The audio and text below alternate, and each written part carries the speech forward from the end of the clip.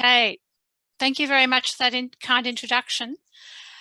Now I can't share. The host needs to enable participant screen sharing.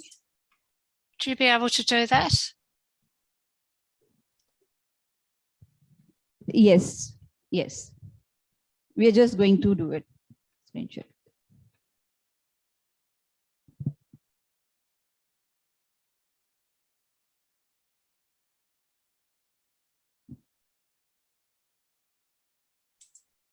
Ah, great.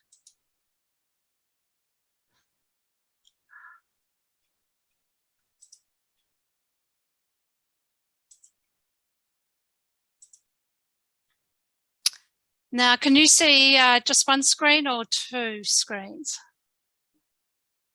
Just a minute. We're just trying to connect it. So you can see. So I'm able to share now.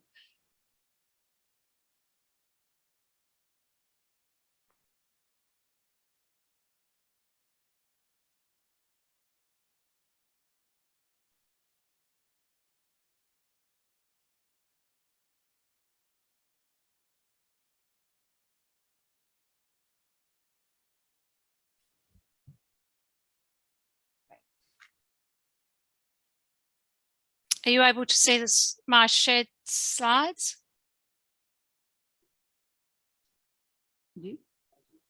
Economic innovation. Economic, N-O-T-C-O-N-O-M-I-C. Economic innovation. I-N-N-O-V-A-T-I-O-N.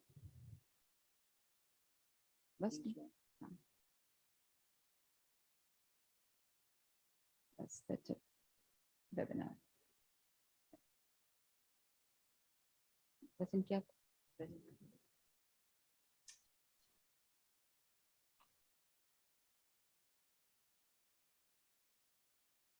Now you can you see?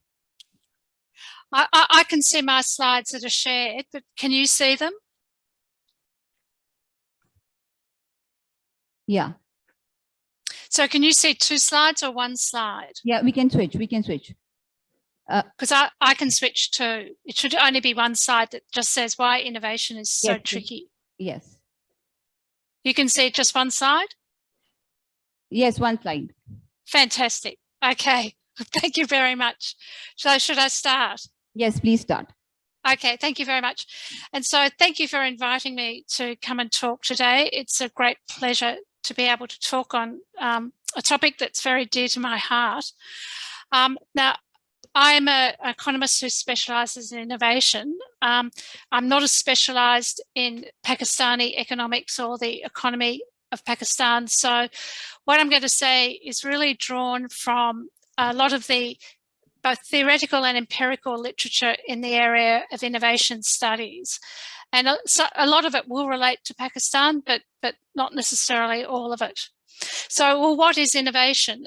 Innovation is just change. And it's just change that's brought about by a new idea of how to go about producing things in terms of maybe a new product or a new process or a new way of accessing consumers. So innovation is nothing really more than just change. Now, there's two main types of innovation. The first is innovation that's primarily new to the world, and that is headline innovation. It might be the iPhone. It might be a new vaccination for COVID. These are absolutely new to the world, or a new treatment for another disease. They're new to the world. And they're obviously very profound, especially when everyone else copies it. But most common sorts of innovations are actually new to the firm. And new to the firm means you've copied it from someone else, you're adapting it to your business. But it has the same impact on productivity as someone who invented it, perhaps, might make you more productive than them.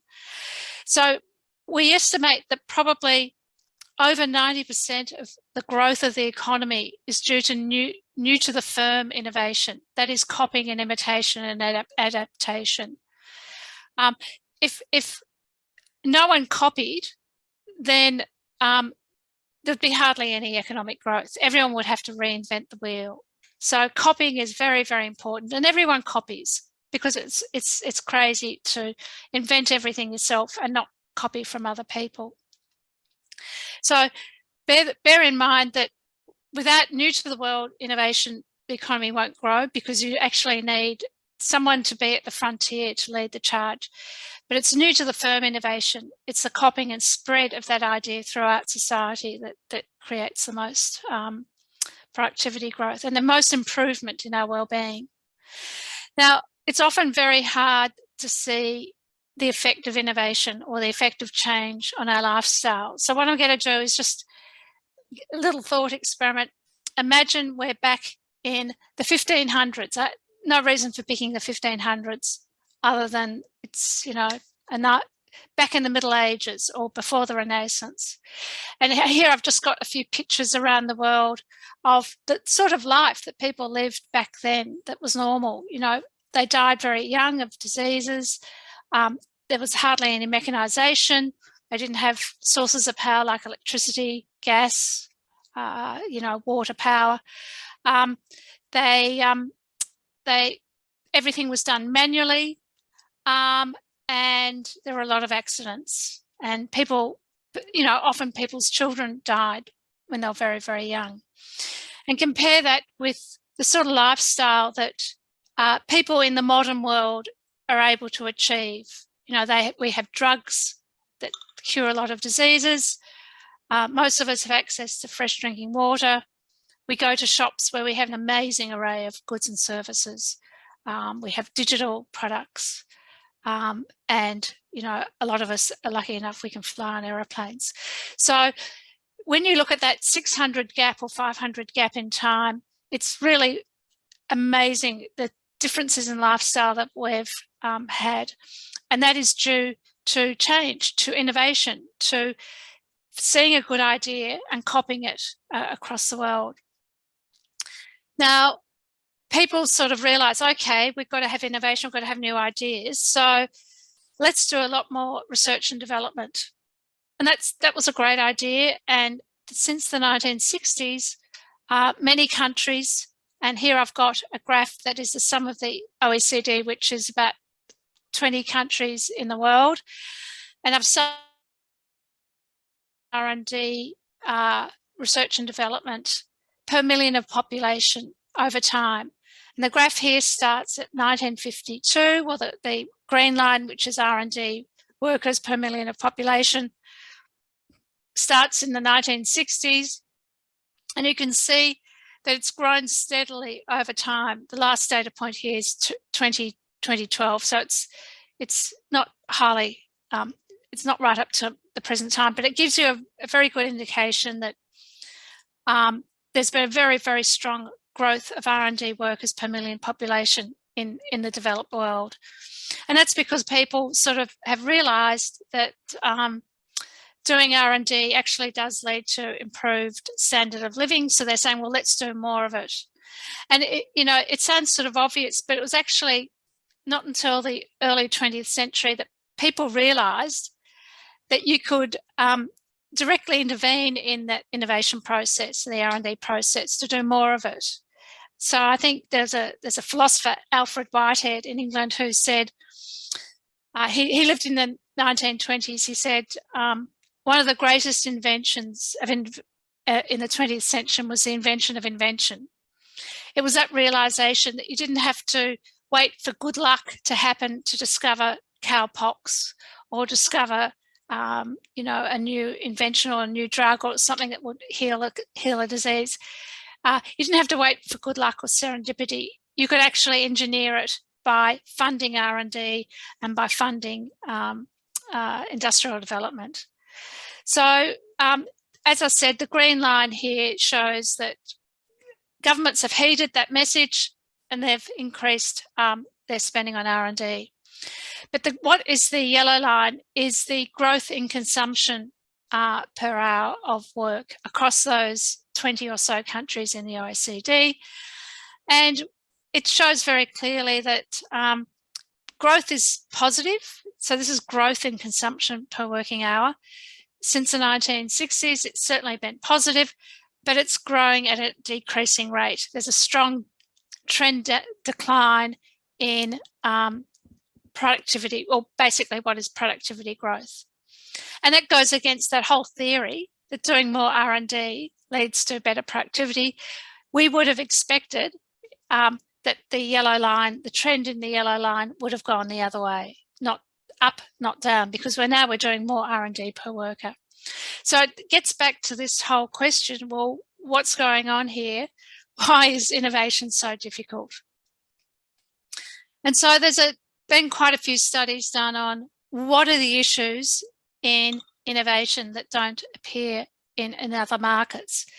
So apropos Alfred Whitehead, who said, we know how to invent, we can invest, it's now an investment, it's a form of investment. So investing in innovation, so investing in the idea and taking the idea to market and taking it through to customers is now something we can do just as we can invest in a school, or we can invest in building a bridge, or we can invest in roads. But investing just in R&D, as we showed in the last slide, doesn't seem to be a really great way of doing it. It's not having the effect we thought it would have. So what's the issue here? And there are a number of issues that you've got to be cognizant of if you want to actually not just fund R&D, but make it successful, have it successfully translate from the lab, from a sort of a prototype or a good idea, right through to having something in households to make them materially better off.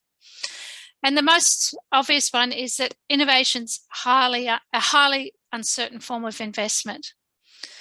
And by uncertain, I mean it's fundamentally uncertainty, and there's no objective basis for assessing risk. So in economics, they make a big deal of a difference between risk and uncertainty. And risk is, what is, say I'm a supermarket and I sell rice, and I know what is the risk, what is the profile of consumers buying rice every week. I know the mean, the mode, I know the distribution around how much people are going to buy every week. Basically, selling is a risky business. We're never certain about it. But when we're looking at something that's a repeat activity that happens over and over again, I have a lot of data points on it. And I can tell you the probability of me selling a certain amount of rice in a week if I'm the grocer or the supermarket. So that's risk. Uncertainty, or what they call behavioural or fundamental uncertainty, you can't do that because the event is so rare that you don't have any data of past occurrences. So you have no basis for making an objective guess as to what will happen. So it's like at the start of the pandemic. Okay, we might have had a few data points in the past. I know there was a Spanish flu in 1919, but times have changed. 2019 was a very different world economy to 1919. We had one data point which is slightly different. We had no way of knowing how long the virus would be around, how many people it would kill, whether we could develop a vaccine. We just had no data. So we're facing a situation of uncertainty. And that's almost always the case with innovation, because you're inventing something that's never been invented before. It's something that hasn't been done before. And so you have no idea whether this particular thing is going to be a flop or be a hit in the market. So that's the big thing around innovation. When businesses come to assess a proposal, someone comes into them with the great idea for improving the process or developing a new product, a lot of it's guesswork as to whether or not they will fund it. There's very few objective data around to tell them, well, this has got a probability of 10% or 50% or 80% of succeeding. And what this means when you don't have much data upon which to base your opinion, any slight little bit of information that you get along the way will suddenly make you change your track or change your assessment quite violently. So if I'm a supermarket and I'm selling rice, I'm pretty certain how many tons of rice I will sell in a week. I'm pretty confident about it. It may vary a little bit from day to day, but I'm pretty confident about it. When you're in an uncertain environment, you have very little confidence in your decision making, and that makes you susceptible to a lot of information that comes in. That's why the stock market's so volatile. They hear a rumour that the interest rates might change, or that there's a shortage of materials, and the stock market wildly overreacts because of that. The next thing that is involved in innovation is it's becoming increasingly complex and involving many parties. And by that I mean that often take the case of a new drug, the discovery may happen in a university. You might get a biotech firm who then develops it, and then you might get a few more firms who add to it, who do the testing, the trials. Then you might get another business who manufactures it, and then another business who retails it and distributes to customers. So you've got a whole lot of parties involved in that process of taking a good idea right through to households. And every time you have different parties, they need to have a contract with each other. So they need to agree on how much will I sell this idea to you? Will we have equity? Will we have royalties? What happens if it doesn't work? Will we have milestones? And all that contractual stuff can become very complicated. And combined with the fact that much of the knowledge in innovation is uncodified, you can't write it into words because it's know-how. It's what they call tacit knowledge. It's bound up in the minds of the scientists. Very hard to put into words, which means that even when you do have a contract in this market between two parties, it's easy for either party to behave opportunistically, and they might, an unexpected contingency might come up, and one party can behave opportunistically and say, no, we're not going to, we're going to stick to the wording in the contract and not the spirit of the contract. And that's because contracts generally can't define all possible contingencies of what might happen. It's just far too difficult.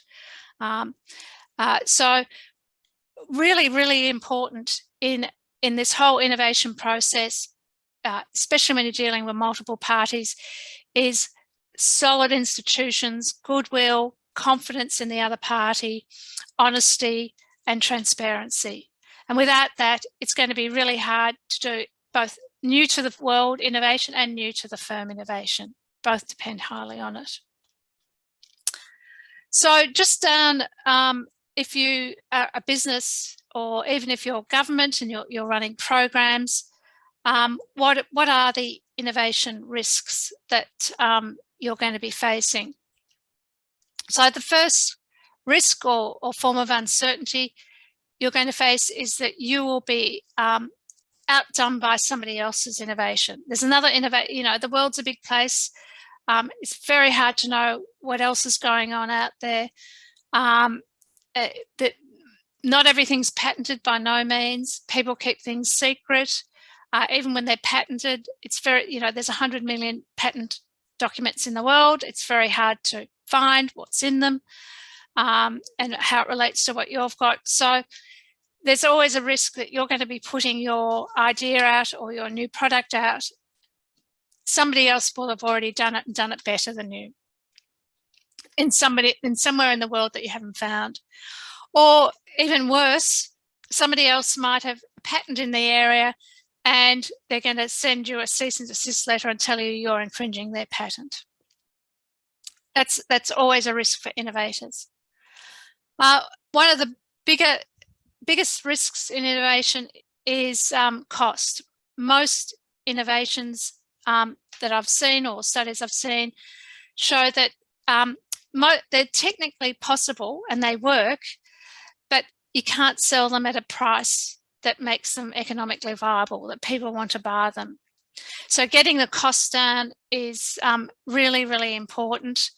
And it speaks to scale too. Often getting the costs down to an extent to which it is viable in the market means you have to sell a lot of it, you have to manufacture a lot of it, and you have to go in and grab the market before somebody else jumps in here. So especially when you're dealing with a new product, you don't get to scale if demand only picks up very slowly. So you have to have a way of getting demand up very, very quickly. Related to that is the risk associated with rollout. If you have a slow rollout or poor product development and marketing, again, you may have the best idea, the best product. It might be cheap and viable for people to buy, but if they don't know about it, then you're not going to get a revenue back quickly enough to cover your costs or pay the debt on your loan. So you will fail. And then again, related to that is increasingly with digital technologies, to succeed, you often have to be integrated with established value chains or platforms. And, you know, that's sort of obvious if you don't work with the standards for phones and internet usage and word processors, and you need to integrate with those, then you are going to fail. You've got to check that you're integrated. And often, especially when you're talking about engineering innovations, you need to have regulations or world standards that are consistent with what you're bringing out. So sometimes that means you have to go and change those regulations, and that can be hard. Regulations, it's hard to change regulations at the domestic level, at the country level. It's even harder to change them internationally. So what are the different ways in which people bring innovations to market and succeed? And here I'm going to just talk about 3 different models. So the first one goes back to just after World War II, when Robert Solow published work showing that prior to Robert Solow's work, there was a lot of emphasis by economists on capital equipment, machinery, infrastructure, and that was a way to secure economic growth. Robert Solow came out in the 1950s. He's an American economist, Robert Solow, and showed that even taking into account investment into tangible or plant and equipment, there was a gap between the growth of the labour force, the growth of capital equipment, and the growth of output. And they call that the Solow residual, and it's basically due to innovation and knowledge and skills and all those intangibles that we now realise are really, really important in driving economic growth in an economy. So when that paper took hold, it influenced the governments around the world, and Bush here is Vannevar Bush, who was the sort of like a chief scientist of America at the time. He brought out this innovation model called research push or innovation pipeline model, and basically he said, let's put a lot of public support or money into research, primarily in universities, research institutes, and something happens and let's hope industry pick it up and develop it. And to some extent, that's true. You had a lot of innovations coming out in Bell Labs in the East Coast of America, which went across to California with Bill Shockley, and that led to a whole digital Silicon Valley revolution. So whatever happened, mysterious things happened. Industry did pick up a lot of those ideas, and you have this whole growth of the digital. Bill Shockley with it, some others invented the transistor, and the transistor, as we know, is incredibly important.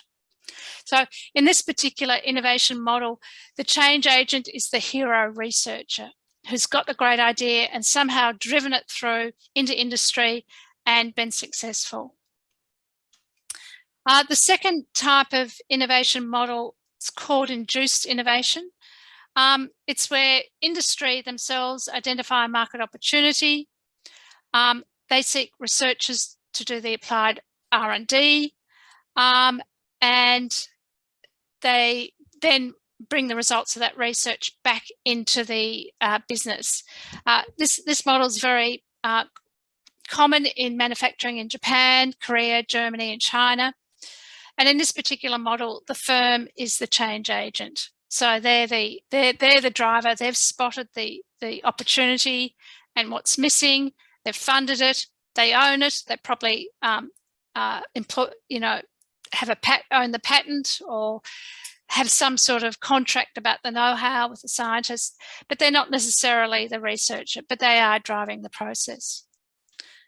And the third model of innovation is what you might want to call institutionalized innovation. And it's post-Nelson.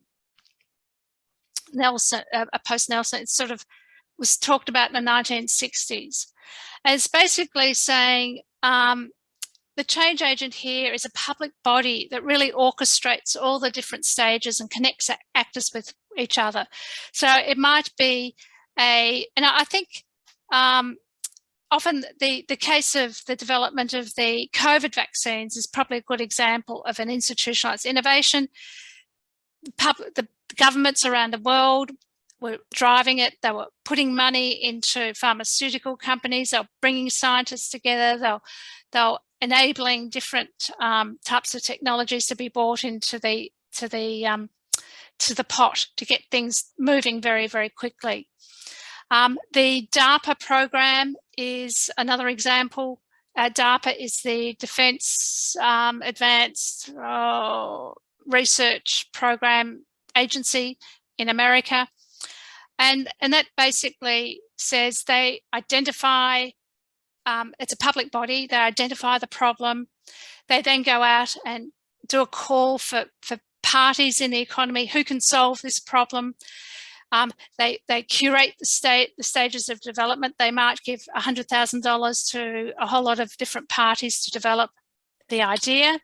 Then they examine the idea, and the best ones they fund in a stage 2 process where they might give them $1 million to develop prototypes. And then they take the best out of 2 or 3 and they invest heavily in a third stage. And then they might procure the invention.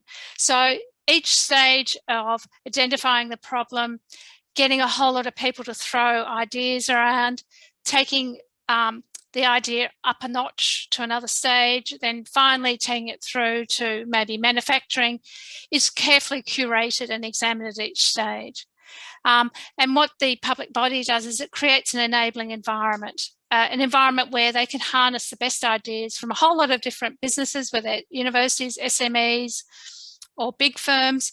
They bring them together. They do it in a way that lowers the risk to that business or lowers the uncertainty to that business, but delivers a really big invention for society that society needs.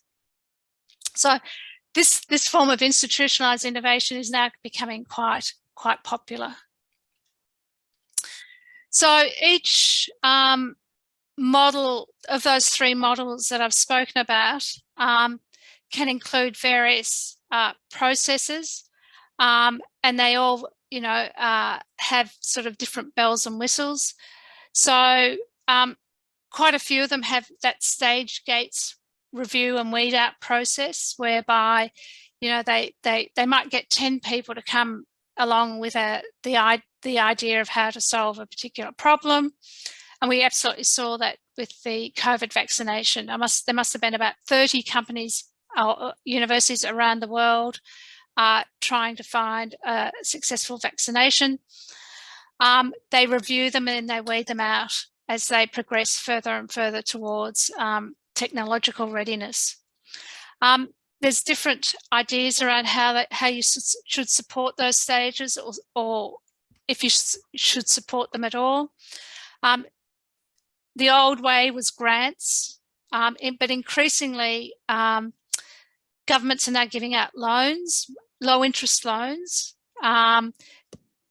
Sometimes they take equity in the business, so they're like a sleeping partner. They don't interfere with the running of the business, but they buy part of the shares in the business, and that gives the business money to continue their innovation.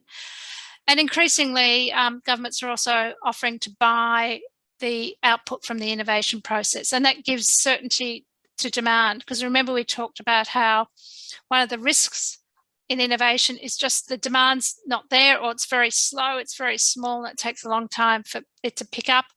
If the government comes in and says, well, we will offer to buy with certainty this amount of the product at this date for this long, then it really takes the risk and uncertainty out of it, of the equation for the business.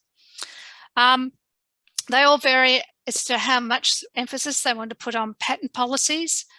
FRAND means fair, reasonable and non-discriminatory licensing agreements. So sometimes, often you will have a patent to give the business confidence that they own whatever they're developing and they will get their money back. But sometimes when the idea their development is incredibly important, you want to ensure that they license to all people who want to use it or buy the product at a fair and reasonable price, and they don't exploit their market power. So FRAND licensing terms, fair, reasonable and non-discriminatory terms, is can often be used in concert to complement patent policies. So some countries like Israel require that if the government helps support a product that's patented, then it has to stay on shore. So you can't go over to Israel, invent great ideas, patent them, and then take them back to America or to Germany and manufacture there. You have to actually manufacture on shore. And some countries also give discounts to firms that take out patents as well, just to encourage them. Most developed countries in the world have some sort of tax concession for research and development. So if a company does research and development, they get a tax deduction, not at 100%, but maybe at 150% or even higher. So that's another way in which the governments can encourage more R&D. But as we showed before, just pushing on the R&D button isn't going to get you there. You've got to have ways to develop the idea and then get it to market, get it out to consumers and get it manufactured at scale. Governments can also guarantee first purchases through that procurement idea. Another way that a lot of developed countries work is through brain gain and supporting PhDs. So one of the, if you have a look at where all the inventing scientists are in America, you'll find they're disproportionately coming from India and China. So what happens is that America has a very generous PhD program. A lot of really smart people from all over the world, especially India and China, go to America to do their PhD, and a lot of them will stay on and contribute to the R&D in the American economy. It's a well-known, and Australia does it too, and it's a well-known way in which developed countries maintain their position. But it's also an opportunity for people who have lost those very smart people to lure them back to their country. That's the returning diaspora. So a lot of countries have programs in place to try and get back some of their really smart people who've gone overseas. They might be working there for 10 or 15 years and get them to come back to their home country. Sometimes it's easy to get them to come back because they've got family and friends there, but often there's quite a few incentives. And I know in Australia we have fellowships programs to try and get some key or star scientists back who are Australian, who are living overseas, back to Australia. And that's something certainly that Pakistan can do. A lot of big firms have what's called listening posts. That's where they will have one or two people located in different countries around the world just to find out who's doing what research, and go to conferences and find out who's doing what, who they are, what have they discovered, with a view to telling the head office back in their business about so-and-so's out there, let's get them over here, let's fund their research, let's fund their PhDs. In return, they can assist the R&D that's going into my company. And increasingly, businesses are using technological AI, artificial intelligence, to scan documents, websites for information about what else is going on in their little niche.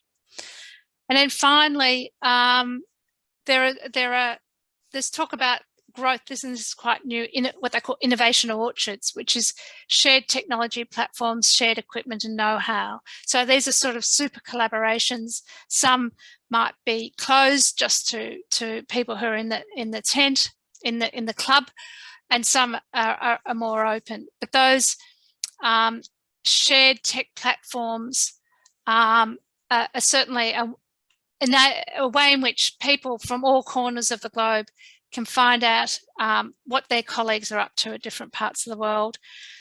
And everyone's interested in everyone else. So everyone thinks they're on the outer in these shared technological platforms. So you often find people in that are very keen to share. And that's, Tahira, that's all I had to say today, and I'm happy to take questions.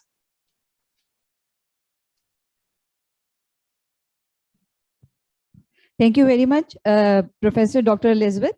So we are going to take questions from the participants. Anyone to ask the question? Is there anyone to ask the question?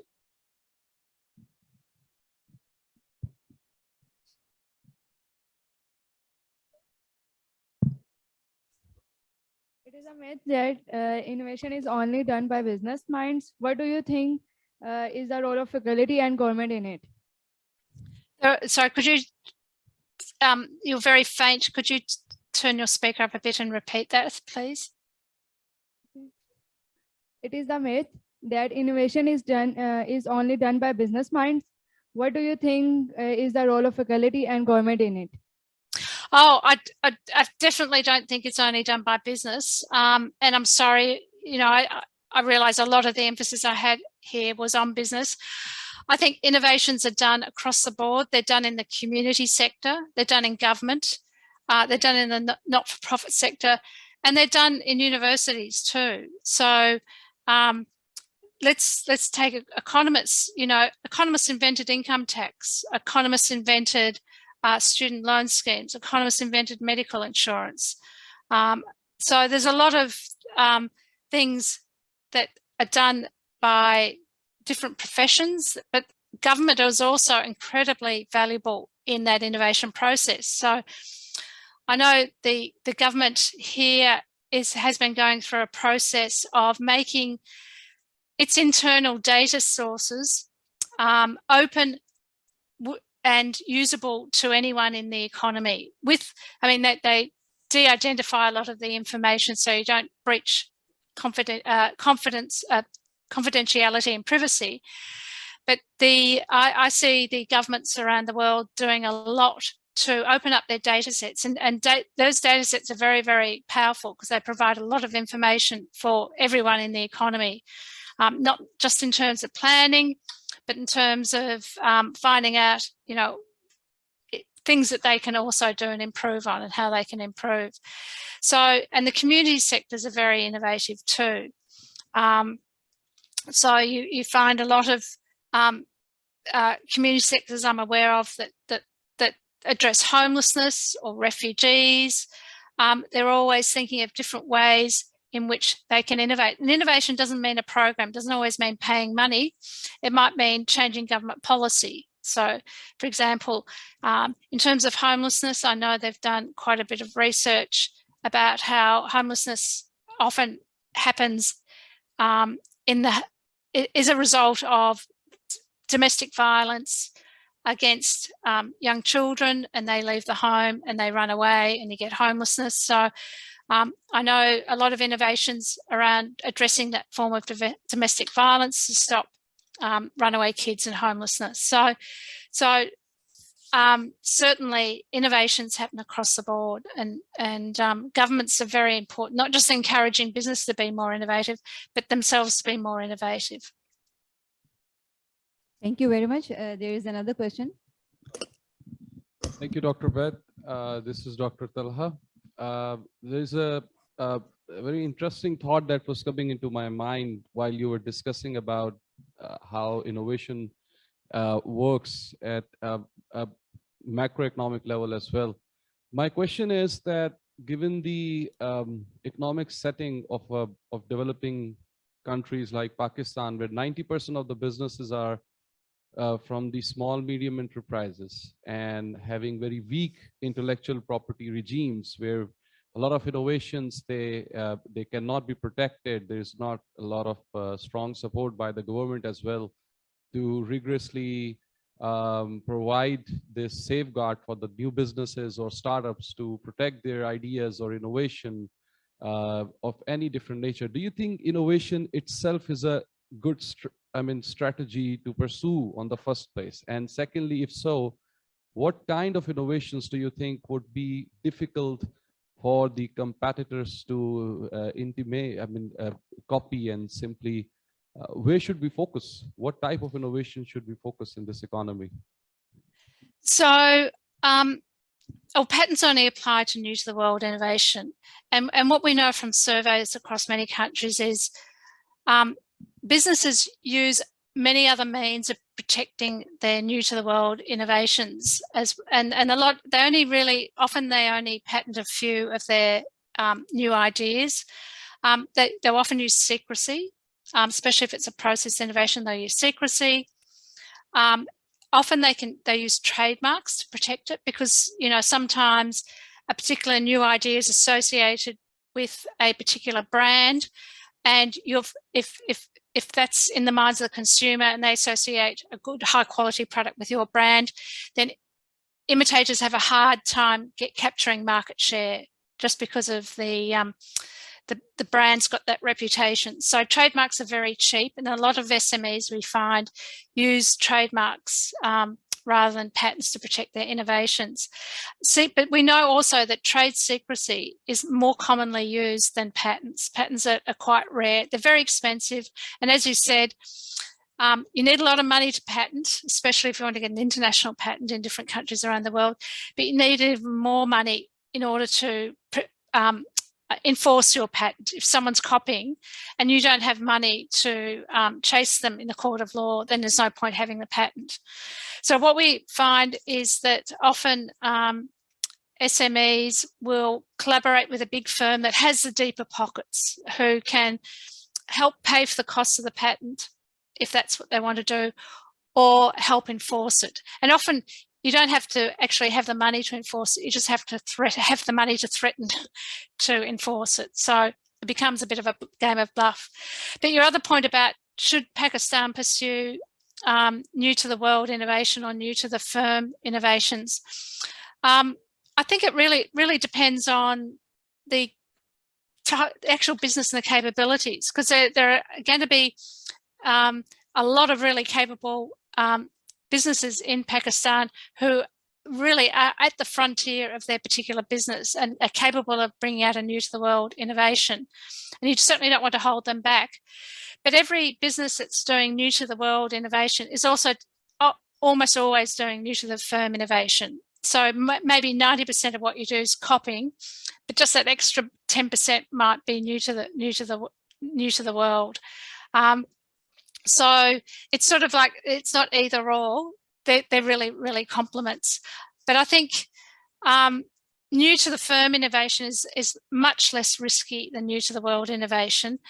And if you look at the development of big global champions coming out of China, like ZTE, Huawei, Haier, Lenovo, they started off at just manufacturing as a subcontractor for a foreign company.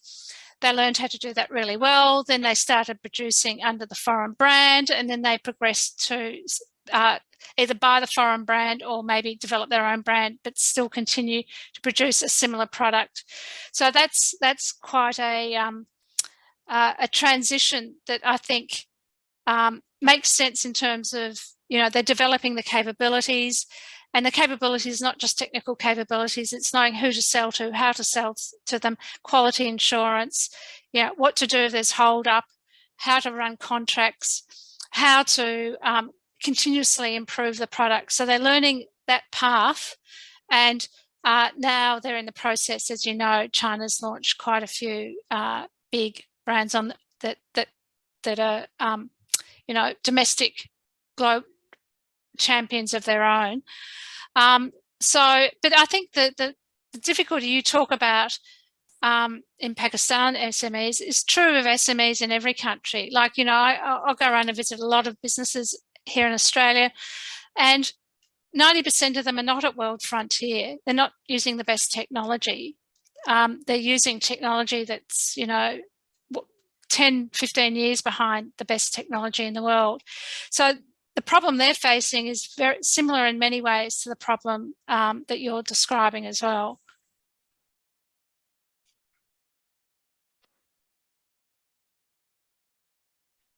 Am I audible?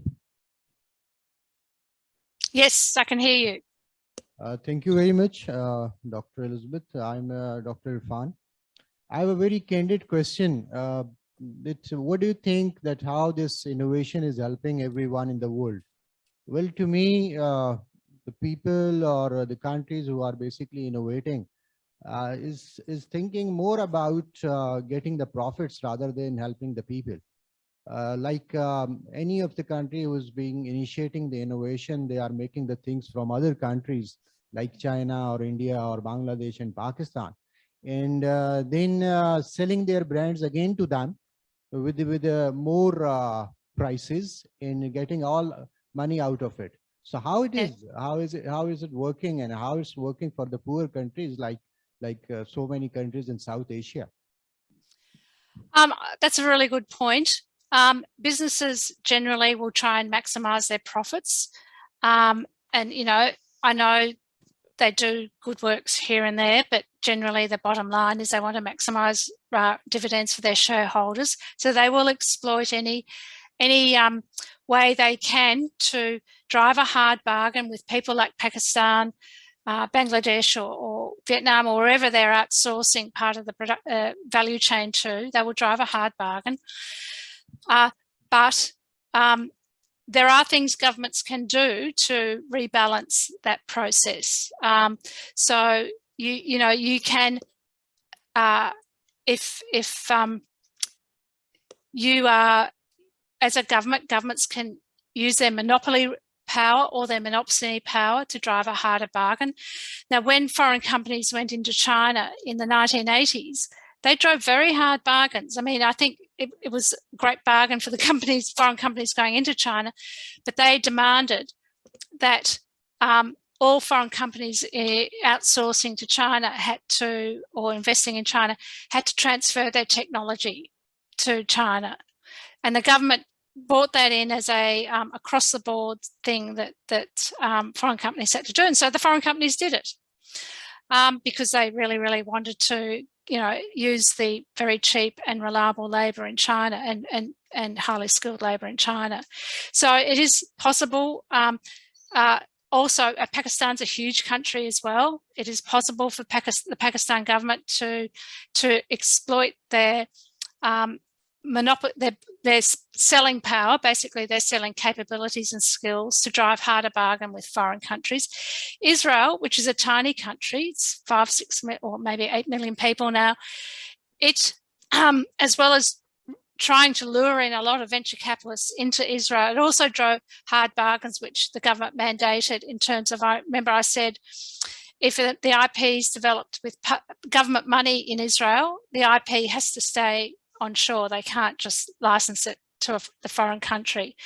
So you can, I think it's a question of working out what is your special niche, what do you offer that the rest of the world wants, and then using your collective power to say, okay, if you want to get Pakistan to manufacture X, clothing, shoes, whatever is your special capability, then these are the conditions under which foreign investors have to adhere to. And a lot of that might be around tech transfer. It might be around paying a minimum wage, or better in your own economy what deals you can drive. And I'm not a development economist, but I understand a lot of areas around the world have specialist capabilities in terms of producing manufactured items or other sorts of items at a very high level. So, you know, places around Bangalore or Hyderabad in India are really well known for their IT skills. Places in China are really well known for producing different types of commodities. You have those big industrial areas. So I presume Pakistan would have that too. So, you know, if I was running the government there, I would actually get all the producers, their manufacturers on board have some sort of a consortium together, and make sure you bargain hard. Thank you very much. We are going to take another question. How induced innovation can be applied to developing nations? Do these innovation models vary with respect to first world and third world countries? So those innovation models I talked about were really about bringing forward new to the world innovations. And I think, you know, one of the two big ingredients you need to do a lot of that new to the world innovation, you need really good institutions and transparency, and you need low levels of corruption. So that's an area I think obviously every country can improve on, and certainly it's fundamental. The other areas is the high skills and capabilities. And I know Pakistan has a lot of really smart people who go overseas and study. I'd be looking to bring them back, strategically bring them back to Pakistan. Most people want to return to their home country, and really concentrating on areas where you want to become known as the best in the world for doing X, Y, and Z. And being open, you know, bringing in foreign countries, requiring them to transfer their technology. It's not just the hard technology, it's not just science and engineers. A lot of it's about management, quality control systems, digital innovation systems as well. So getting them to transfer all those very important tacit skills as well, I think is really important. Don't let them come in and just use you as a source of cheap labour.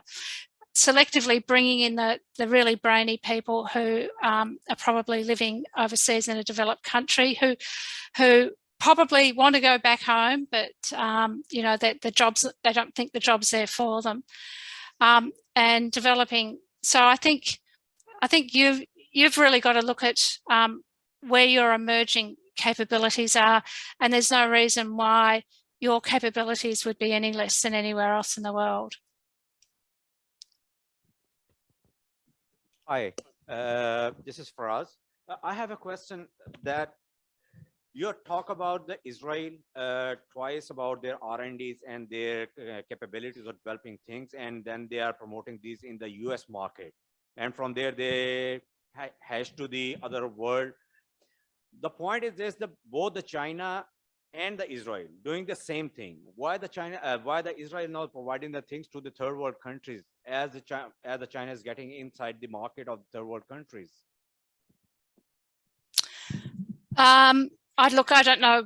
I just know that basic Israeli model. I don't know why they don't go into third world countries. I'm not familiar with it. I know what Israel did is it used its Jewish diaspora in America to help leverage and help develop. So you know, because in Israel you've got a religion and you've got a national identity, and there's probably more Jewish people in New York and America than there are in Israel, and they use those connections. It's sort of like a social connection to go over to pitch to them to try and get them to invest back in Israel. So that was the model they used, certainly starting in the 70s. They used that model a lot to try and get people from America to invest in by using that link. Presumably Pakistan has a large diaspora too. By diaspora I mean Pakistanis who are living overseas but still have large connections and ties back to Pakistan. And that is one way in which you can get up. I don't know if I'm answering your question here, but that's one way in which you can get a lot of investment activity and a lot of capabilities coming back into Pakistan to just leverage that diaspora community. So I don't know why. I can see why Israel used the connection to America, because it's an obvious connection, because there's a lot of family ties, there's a lot of religious ties. And I can see India using that, because a lot of Indians are in Silicon Valley, and I can see the parts of India that are high tech, like around Bangalore and Hyderabad, using those connections into Silicon Valley to develop their economy.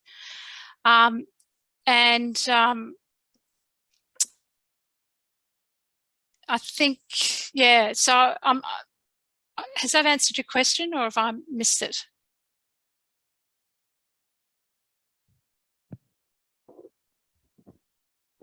Thank you very much. The point was this, that when you are going through the American market to capture the rest of the world, why it is there are the restrictions on the third world countries that they can't buy those things from America. I know you can't go for the Israel to get those things directly from there, but if you are, I see. I don't know. That would be potentially, it's political. So that's something I'm not an expert on. Certainly, certain industries will have certain quality standards, but a lot of it's understanding. You're talking about buying parts and components, are you? So you know how there's the world car and the world aeroplane, and Boeing and Airbus and the big car companies buy their parts and components from all over the world. A lot of companies all over the world making the parts and components, whether it's the nuts and bolts or the little bit on the door or something, compete fiercely to be able to supply to Ford, Toyota, General Motors, Boeing, Airbus. But it's a process of getting the quality right, having the standard, proving you've got reliable delivery, because a lot of them do use just-in-time delivery, and then getting into head office to make that pitch to be able to supply to those big car companies or big aeroplane companies or big computer companies, or or the iPhone or whatever. So a lot of being able to sell parts and components is partly technical, partly managerial, and then partly just using your ambassador links or your political links to get into those car companies. So often when a prime minister goes around the world, on a road trip or something, they will be there making a pitch to sell their products from their country to some of these big companies. thank you very much. A very good afternoon, Professor Beth. This is Tahira Varyam. Thank you very much for an excellent session. I have a question, and this is not only a question, but this will direct me for my future workings towards the research side. My question is relevant to the National Innovation System. So I would like to know that what is the role of government specifically to start from the very basics to have a National Innovation System formally to Pakistan? So National Innovation Systems are nice. It's a really nice thing to have, and you want to have it. Every country I've looked at really doesn't have a system. In a way, you have an education system or a health system. They really just have a sort of a whole lot of parts trying to move together to produce an innovative society. And I don't think it's really orchestrated or controlled by anyone. So that's certainly the case when I look at Australia. And I think, but chaos there's nothing wrong with chaos, and it doesn't have to be a tidy system. If I look at the education system, it's highly regulated, highly controlled, everything's tested, it's done, it's homogenized, etc. You don't have that at all with innovation systems. You have a whole lot of programs here and policies there and schemes here and schemes there. So to the extent that is a national innovation system, what can Pakistan do? I think, and I've got two students at the moment studying institutions and their role in the economy. I think getting the institutions right. And by institutions, I mean rules of the game. You know, how does one behave? What's the right way to do things? Who do you seek for this information?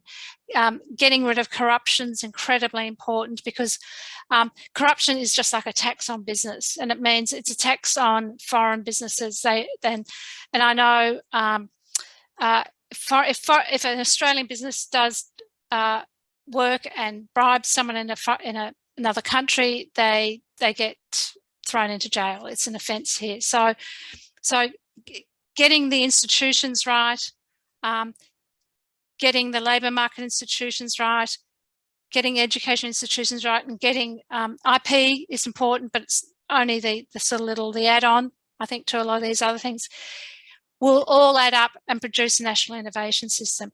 And just getting one of the important things in a lot of economies is just getting industry associations and all those little industry groupings around the economy to get together every month for a dinner or a breakfast and just talk about what they've done, what the problems they've had, what the opportunities are, and what they should be doing, who they should be talking to. That's an institution, just that way of doing business, of getting people together to talk about things. So I think, to use a cliche, institutions is really important, but understanding an institution is ways of behaving and the rules of the game, and that will add up to a national innovation system. It doesn't have to be a tidy thing that's directed from government by any stretch. Thank you. Continuation to that, you discussed about the healthy linkages. So are there any specific factors to have, a very healthy linkages between universities, industries, and the government? I mean, keeping in mind the national innovation system concept behind. So linkages between universities and industry, it's fraught everywhere in the world. Everyone's struggling with it. And it's partly a clash of cultures. So you have the academics who just want to do their research and get a research paper out. And they want to work to their own time clock because things don't work out, and they want to actually get it polished and done properly, even if it takes 5 years.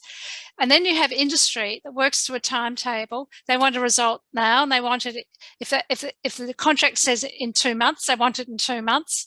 And they don't want any blue sky ideas. They want something very concrete that works. So there is this clash of cultures is continual throughout every country I've examined. And what they're trying to do, countries are trying to do now, is not only have governments give sweeteners for collaborative agreements between industry and academia. So the government might put in a third of the money if the university and the industry put in a third. So you sort of, government is acting as a sort of a broker with an incentive involved. But it's also giving universities incentives to hire people who want to engage with industry. So you do have a lot of academics who just want to sit in their own room doing their own thing or work with their own little research team. But you do have other academics who really like to engage with industry.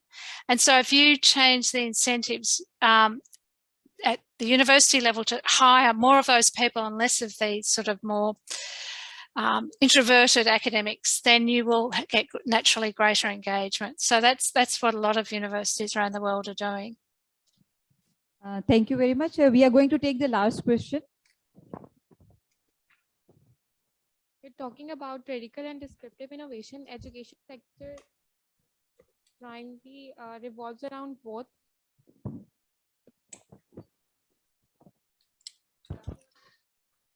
So I'm just turning you up, the volume up. Sorry, could you repeat that question?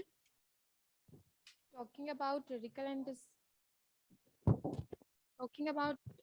descriptive innovation, education sector primarily revolves around both. What do you think on it, and how it stimulates innovation?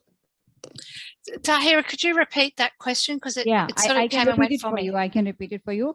Yeah. Talking about the radical and disruptive innovation, education sector primarily revolves around both. What do you think on it, and how it can stimulate innovation? Disruptive innovation. Yeah. Well, disruptive innovation is very, very risky because all the people that are being disrupted and losing their market because, you know, it's sort of like when Henry Ford bought out the car, he must have really upset the people making horses and carriages. You're going to get a lot of pushback, but ultimately, you know, so the people who are being disrupted are going to throw up all sorts of ways to reduce or hinder your disruption. But ultimately, you know, that's the only way forward. Now, there is a theory about, have you heard about the theory of second best or fast second? I think some people call it. So that's when a disruptor comes along, they do shake up the industry, but they ultimately are not successful, maybe because they didn't get demand didn't pick up quickly enough. You know, because Henry Ford didn't invent the first car, you know, Eric Benz did, but you know, so the first disruptor isn't always the most successful person. Sometimes it's a person who comes along behind, does a little bit of improvement to disruptor, and capitalizes on the fact that the market's now finding out about that new product and getting attuned to the new product. Sometimes they're more successful. So never think that just because you weren't first, you're not going to be successful. Often those what they call fast seconds are more successful. Okay, thank you very much, Professor Dr. Elizabeth. Before we proceed towards the closing remarks, would you like to say some few words overall? Overall, look, I think it's a very exciting times. I think with the digital innovation that's going on, it's really meaning that I can make a presentation in Pakistan from my house effectively. It's you know, it's revolutionary. It was really catalyzed by the pandemic and COVID. You know, these technologies have been around before, but it's really saying to people everywhere in the world can contribute in some way. You don't have to be in the epicenter of you know, whatever you believe the epicenter is. Everyone in every corner of the world can now link into what's going on and contribute in some way. And you don't have to be in the, you know, New York or London or Paris or wherever to actually contribute. And I know, I'm sure you probably in Pakistan, you feel as though you're on the edge. Well, think we're on the even more so on the edge out here in Australia. We're a long way from everywhere else in a different time zone, different seasons. And the digital world has really opened up a lot of the world markets to us, and it's enabled us to really link into the knowledge that's going on in the international markets as well, much more easily. We don't have to sit on a plane for 2 days or previously on a boat for 6 weeks to actually talk to someone different. And the same's true, I think, for everyone in different countries around the world. So it's a time of great hope, I think, and hope we can all take advantage of it. Yeah, thank you very much, Dr. Elizabeth. For vote of thanks, I would like to invite Ms. Tahira Waryam, Head Center for Professional Excellence Department.